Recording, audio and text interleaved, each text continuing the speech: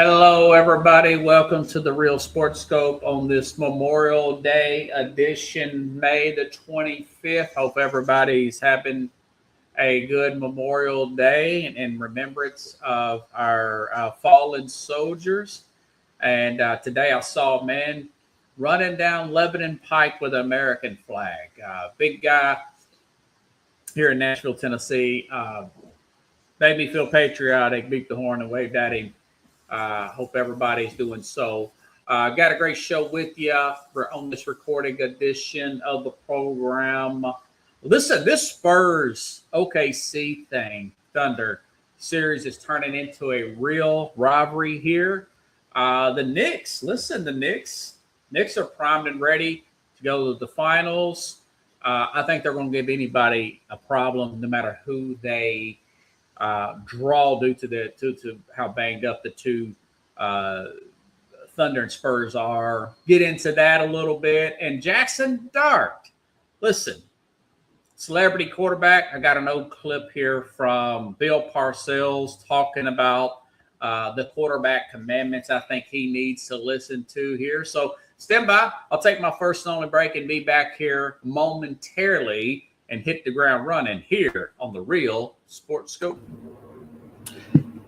Hello, Sports Scope followers. The program has seen tremendous growth since going 5 days a week. I just wanted to thank everybody for your cash contributions and sharing the program with friends and families. Just a reminder, if you want to contribute to the program, go to the Cash App, the cash sign, and Sports Scope. There are other ways to contribute to the program listed at the bottom of the screen. If you want to advertise on the program, go to sports, that is sports with an S, another S, scope, SKOPE, at gmail.com, just like it's listed at the bottom of the screen. Thank you and enjoy the program.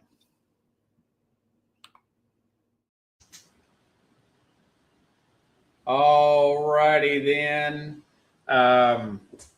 I was just looking here. I didn't look up who this girlfriend of Jackson Dart is. It looks like they've been together since social media influencer. Yeah, go figure. Anyways, all right. Spurs, and listen, there's hard to establish a narrative here, and that's what you want if you're TV people, right? Because you want to keep the audience wondering like what's going to happen. It's like a movie. It's an action movie. You're not sure how it's going to end. Okay, no specific good guy, bad guy here. Although I think some people are starting to pull against the Thunder because SGA. Shea Gilgeous-Alexander's flopping and whatnot. He's getting a lot of calls there, calling him the free throw merchant and everything. You know, he's got his second MVP. They're a very deep team. Not an all-time team. They've only won one championship, but you're starting to see that a little bit. Not much, but I'm proud of. I love Sam Presti. Not me particularly, but I'm saying. And then you got, the curiosity of how good is Victor Wembanyama going to be. I mean, the guy's in year 3, 22 years old, and looking and putting up Shaq-like numbers when Shaq was in year 7 with the Lakers when they were winning championships. But here's what I got down from my notes. Going back to Friday night, because last time I was live here was Thursday with the Mad New Yorker. So the Spurs got off to a 15-0 start Friday night. And it just looked like a total rout in game 3, which, hey, it's a home game. Game 3, that's usually when the road team in the series, it's their first game home. They're usually out rocking. You usually get their best punch in these playoff series. Historically, Thunder did early on. And end up winning. The Thunder end up winning by double digits in that particular game. Something told me not to bet that game, and I didn't. Something said, no, I don't bet this. I'm not sure. I don't have a feel for it. OKC's bench come up big. Overall in this series, after game 3, their bench outscored San Antonio 183-51. They're the deeper team. They're the deepest team in the league. Still pretty young themselves. Then last night, so you think you got the narrative. That's what I was going to start the show with. If they would have won last night, I thought, okay, well, all right, well, you've got the injuries. You know, you've got the De'Aaron Fox. You've got the Harper injuries there. Wembanyama can't do it all. The Spurs, being a very young team, the core players are like under 22, the 3 core players, not to mention the fact that Fox is a veteran there at 28 now, that being said. But you're looking at guys like Castle, Harper, Fox, and of course, Castle, Harper, and Wembanyama are like 22 and under. Wembanyama's the oldest there. So you get that narrative. Then we go back to game 4, last night. The Spurs totally dominated defensively. They keep the Thunder. They keep the Thunder to a 4-year low, under 90 points. That's the first time they did not score 90 points in 4 years. This team had been cleaning the clock of their opponent there offensively, and this deep team. So then you got that. So now the narrative kind of shifts a little bit. Okay, Wembanyama takes over. 33 points, 8 rebounds, 5 assists, plus minus of 29 points. Other words, when he's on the court, they're plus 29.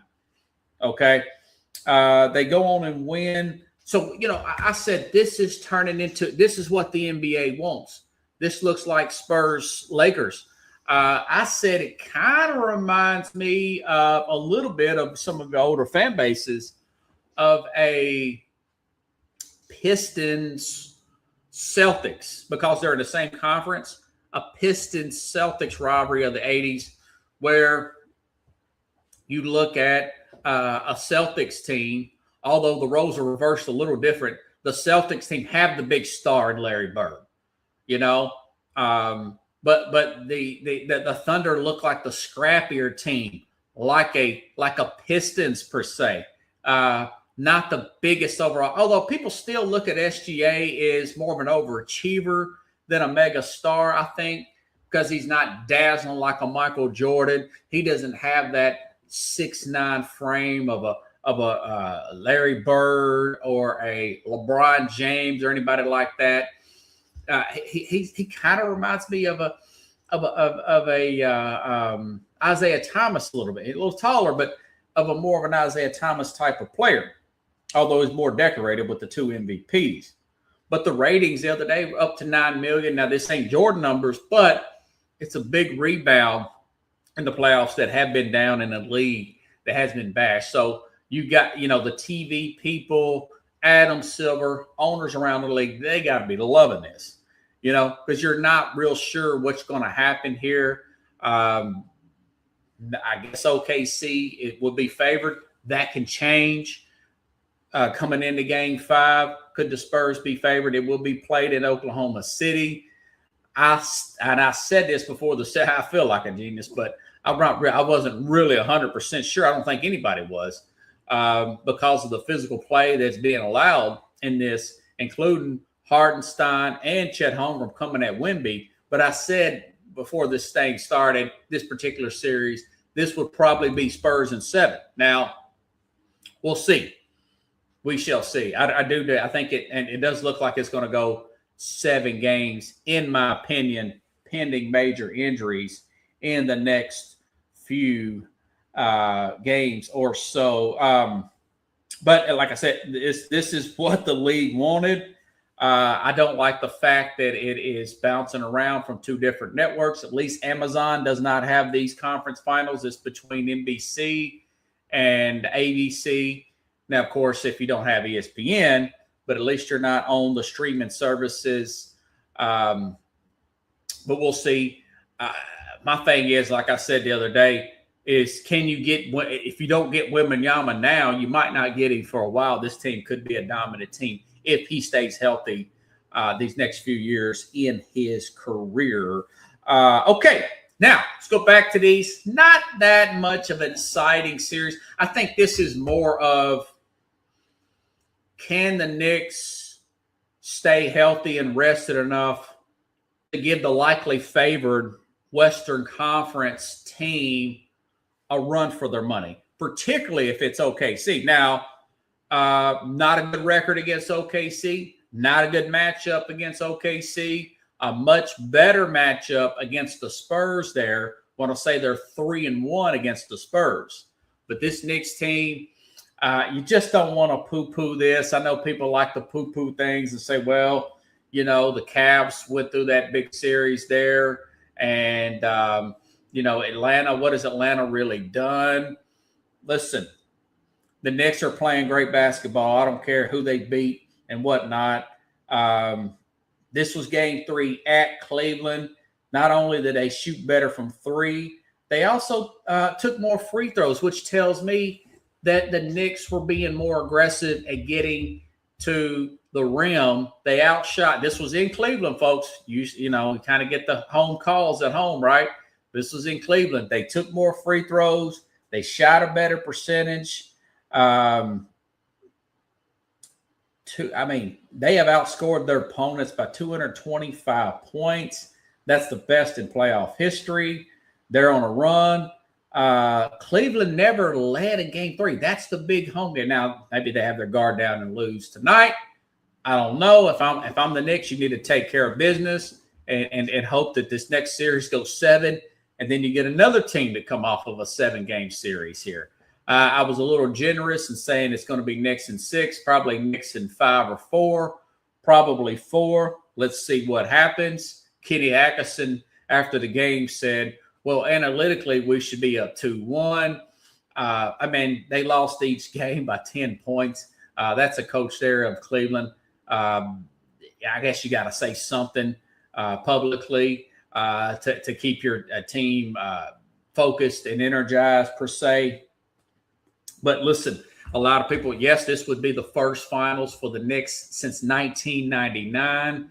I see that particular season. It was a lockout season of an asterisk type of season when the Spurs beat the Knicks that year. It still counts, kind of like the COVID season, but the real finals, I think, was 1994. First year Jordan retired, and then they played Houston that year. A lot of that was a little bit overshadowed by the O.J. Simpson stuff, but a lot of us watched it. I mean, I was more into that series at 12 turning 13 than I was watching the O.J. stuff, but the O.J. stuff just came more fascinated.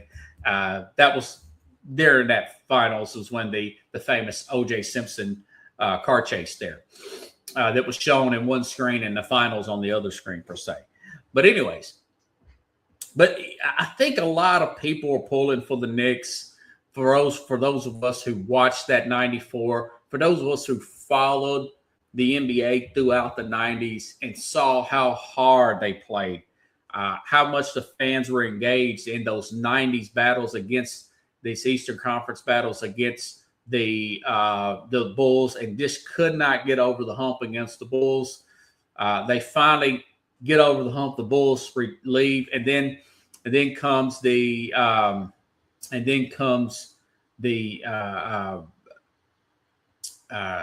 Houston Rockets, who won 2 championships there, and then of course, and then in '95, you start to look at then the emergence of Shaq, the young Shaq, and the Orlando Magic. They get to the finals, and then of course the nagging Pacers got in their way one year. So it's you see the energy of that arena. You see the energy of the fan bases, and they just can't quite get there. You know, same thing with the Cubs there. You see all the energy and everything. They just couldn't quite get there year after year after year. Of course, they had a much longer drought going back 50, 60 years. And now, of course, the Knicks have a championship drought since the 70s. That's why people kind of like to see the Knicks get there. You know, the fans really want it. The players know the fans want it. The players played their guts out under Pat Riley, you know, and Van Gundy. back in the days. They just couldn't quite get over the hump. This year feels like they might get over the hump here. But we'll see. Don't want to get too far ahead of myself, but I think it'd be good for the league if they even get to the finals, and they're one game away to get for the finals. That's what I think a lot of us would like to see the Knicks get there. It'd be another booster shot for the much needed booster shot for the NBA, and they've already gotten a little bit of an energy jolt there, a Red Bull from the Spurs OKC Thunder matchup per se. Okay. All right. Now this Jackson Dart stuff, I talked about it a little bit the other day with the Mad New Yorker, kind of an off put, just like listen, I do think that this Giants team, they've got John Harbaugh there. There was a buzz about the team. They played well in some of these games, although coming up short at the end. They pushed Denver to the wire. Should have beat Denver. They did blow out with Camp Scottaboo, and of course Jackson Dart's play there.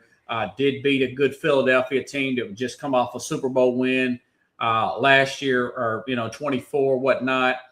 And there is a lot to be excited about. Although it's mixed news about Malik Neighbors and this injury. Now we don't know when Malik's going to come back. But you start, and then they had a good draft. They got 2 first-round picks. They got that top 10 pick there for Dexter Lawrence. But now one of their off defensive linemen's hurt. You're not sure about Neighbors. And now, listen, Jackson Dart. That's what leads me to Jackson Dart. And I said this. And as a side note on Thursday's program, he comes off as a guy that is just more into being a celebrity. He's dating this social media influencer, this Marissa Ayers. Couple began dating in October 2020. What good timing, just when he starts to play, that he starts to date her. So I think she's pushing him to do all these public events. But, you hadn't proved anything in the NFL yet. He was was it Friday or Thursday or Friday? He's introducing the president here. And listen, I wouldn't have done it, but I don't really have an issue with the players introducing a politician or whatnot. What I do have an issue is the fact that you're you got a new coach. You're putting in a new system. Obviously, you're in your second year. Okay, you're 4-8 as a quarterback. He played in. He was 4 times in the tent for concussion protocol last year. He started 12 games. He played in 14 out of 17 games last year. There is some promise there with his 15 touchdowns and 4 interceptions. But my thing is, he was at the Met Gala. He was at the Kentucky Derby. He's introducing the president. And, I went back and looked at guys like Peyton Manning, number 1 overall pick. This guy was in a ton of commercials. I use Peyton Manning as an example in his career, later on in his career. But Manning had, I want to say, he set like a rookie record for like 28 interceptions in his rookie year. And the team won 3 games. Doesn't that sound kind of familiar? The Giants picked 5th in the draft this past year, And it's not the idea of going out and doing these things. It's the perception that you're distracted. And I think he is. It's the perception that you're not focusing in on football. So I'm sure John Harbaugh and that staff are thinking, man, why don't you just lay low, man? Lay low, lock in. Well, you got to be yourself. You want to, you want let his personality persevere. Okay, well, yeah, and usually those guys, they just don't have sustained success. So it's just not. I don't even remember Eli doing any of this stuff early in his career. But I mentioned Peyton Manning because he didn't do any commercials after his second year, after his first year in the NFL. Tom Brady, he did one commercial in 2003 after he won a Super Bowl. But even many years after that, many years, not until later on in his career, just when he was about to retire, late in the Patriots' career, early with the Tampa Bay Bucks, that he was even doing commercials. There's like 15 where there was reports he turned down commercials, and Peyton Manning took them. You know, Manning went on to win 5 MVPs, most in NFL history, and won 2 Super Bowls. And Brady, of course, he's the greatest of all time, 7-time Super Bowl champion, you know. But you see guys like Robert Griffin III doing all these commercials. You know, you see how that turned out, even after when he got his ACL injury. You see him doing all these commercials. But Andrew Luck turns them down, you know. Look who had the better career. Although Luck probably should have won a Super Bowl, right? So it's that perception that he is a distracted player. And I don't think it's good look, man. You know, nothing against him and do it, open it for the president. But, you know, Fernando Mendoza, who did prove something on a big stage, he had a mini camp and said, nah, I cannot go to the White House for the Indiana National Championship ceremony. And he's a rookie. So he's got more self-awareness than a second-year player, Jackson Dart.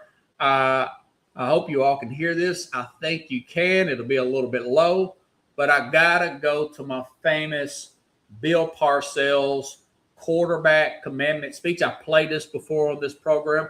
I've erased that soundbite. I had to go back up and look that soundbite up again. I found it. It's not quite as loud as it should be, but Parcells, he's violated 2 of these quarterback commandments here. Listen up, the great Bill Parcells on his quarterback commandments here. Okay, here are the quarterback commandments. Number 1, press or TV, agents or advisors, family or wives, friends or relatives, fans or hangers-on. Ignore them on matters of football. They don't know what's happening here. Number 2, don't forget to have fun, but don't be the class clown. Clowns and leaders don't mix. Clowns can't run a huddle. Number 3, a quarterback throws with his legs more than his arms. Squat and run. Fat quarterbacks can't avoid the rush. Number 4, know your job cold. This is not a game without errors. Keep yours to a minimum. Study. Number 5, know your own players. Who's fast? Who can catch? Who needs encouragement?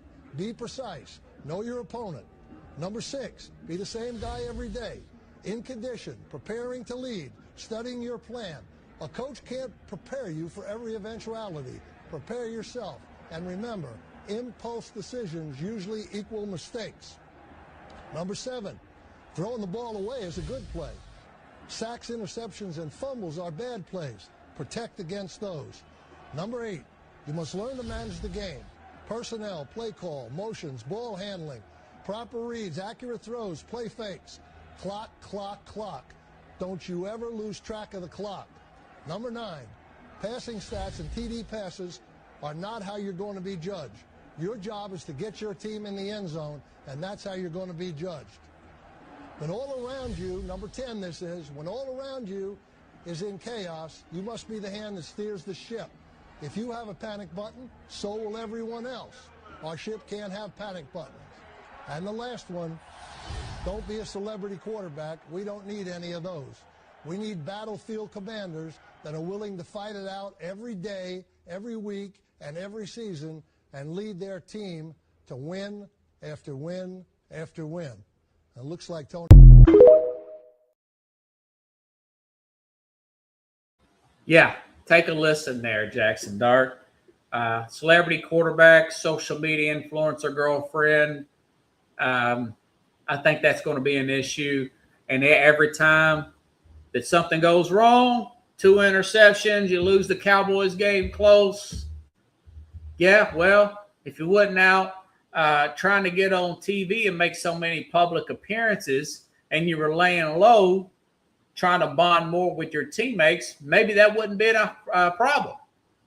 You know, maybe you'd be able to pick up on coverages better, pick up on coverage and not get sacked so many times and be having concussion protocol. Although that may not be exactly the case, it's going to be the perception, Jackson Dart.